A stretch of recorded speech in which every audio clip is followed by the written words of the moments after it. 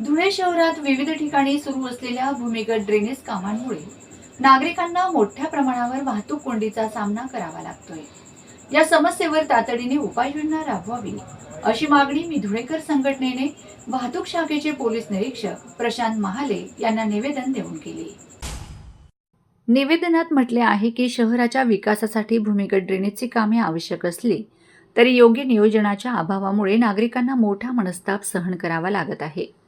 Civil hospital परिसर, Parola road, Malegaon रोडसह विविध भागांमध्ये सुरू असलेल्या कामांमुळे वाहतुकीवर मोठा परिणाम होत आहे।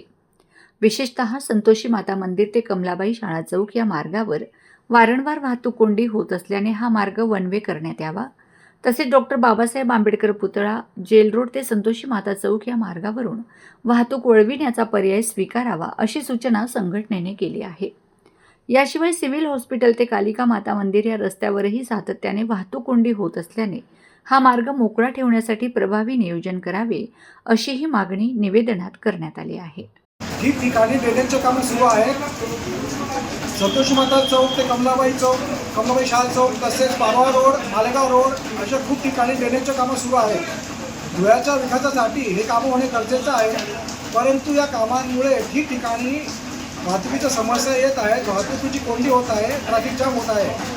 म्हणून याच्याकडे निराकरण करण्यासाठी किंवा जिथे गरज असेल तिथे वन वे ट्रॅफिक डिक्लेअर करण्यासाठी काहीतरी नियोजन करावे व या ट्रॅफिकचे जे प्रॉब्लेम सुरू आहेत त्याचं मनपाशी एक मीटिंग बैठक बोलवून मनपाबरोबर ट्रॅफिक पोलीसची त्याचं काहीतरी समाधान काढायला पाहिजे। यासाठी आम्ही मी धुळेकर संघटनेतर्फे पोलीस निरीक्षक वाहतूक शाखा धुळे श्री प्रशांत महाले यांना भेटून निवेदन दिले आहे की हे जे ड्रेनेजच्या कामांमुळे धुळे शहरात सगळ्या ट्रॅफिकचा प्रॉब्लेम सुरू आहे त्याचं काहीतरी निराकरण करावे व एक मनपाबरोबर मीटिंग घेऊन याच्यात लवकर जिथे शक्य होईल तिथे वन वे करा, जिथे शक्य असेल तिथे ट्रॅफिक वळवा असे नियोजन करावे।